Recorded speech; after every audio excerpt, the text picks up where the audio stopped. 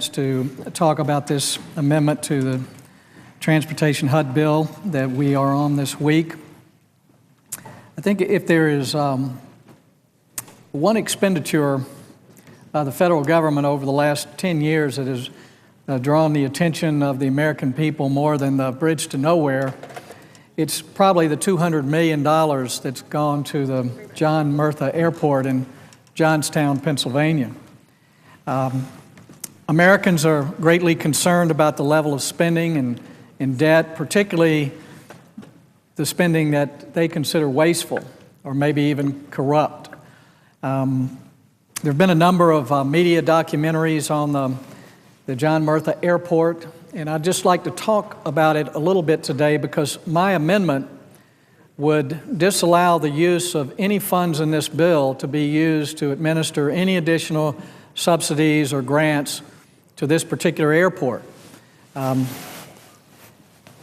We disagree a lot on federal spending here, and there are different things, different priorities that we can debate about. But if there's any such thing of waste, it is this airport, and I'll tell you why. Over the last 10 years, or actually 20 years, this little airport in Johnstown, Pennsylvania has received about $200 million in federal funds. $150 million of that was steered directly by Congressman Murtha himself, who uses the airport to come back and forth to Washington and for campaign stops. It only has 3 commercial flights a day to one destination, and that's to Washington, D.C. Only an average of about 20 passengers a day use this airport. The American taxpayers are on the hook for about $1.5 million a year in federal subsidies. Every ticket to Washington and back is subsidized for about $100, which means that the American taxpayer pay almost as much for the ticket as the passenger does, not just for one trip or two, but continuously, year after year.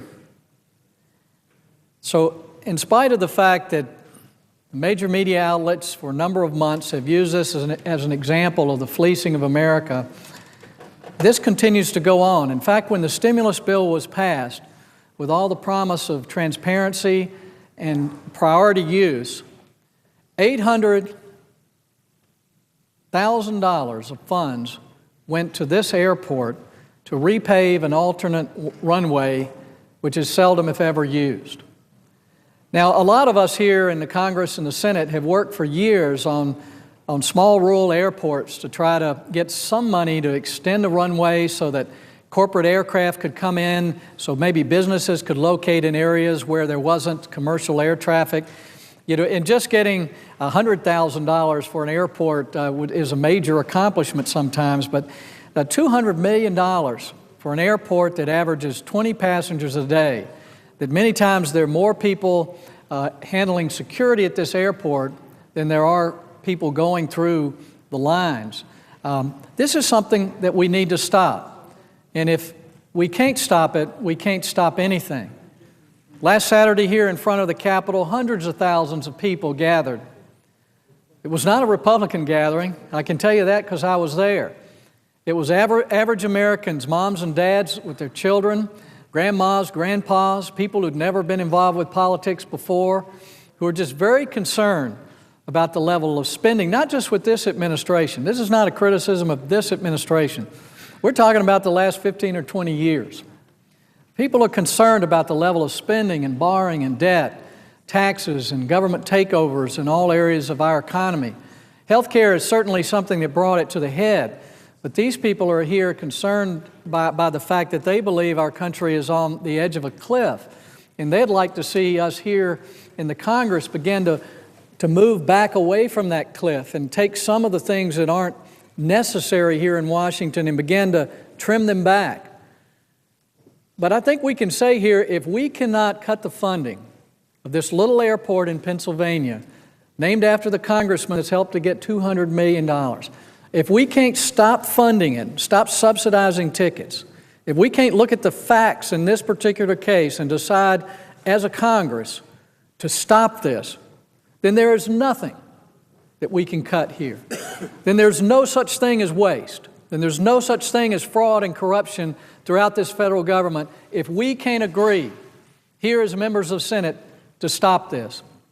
We're not taking away the $200 million they've already gotten, the $800,000 for the alternative runway that they have there, which didn't need repaving in the first place.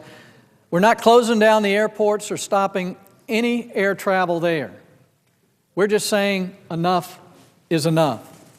We've bought equipment there, radar equipment, spent millions of dollars that it's not even being used. It's not being staffed. It's time that we at least focus on one thing and say, hey, we can begin the process of moving this country away from a cliff of economic and financial disaster. And I hope on this bill, with this amendment, that we can, in a bipartisan way, agree this is one thing that we don't have to have at the federal level, that we can begin to shift priorities to those things we're supposed to do at the federal level. And it's certainly not to fund a pet project of one congressman to the tune of $200 million. I encourage all of my Senate colleagues, Republican and Democrat, to support an amendment that would simply disallow the use of any funds in this bill to be used to continue the administration of subsidies or grants to this airport. Thank you, Mr. President. I yield back. And I know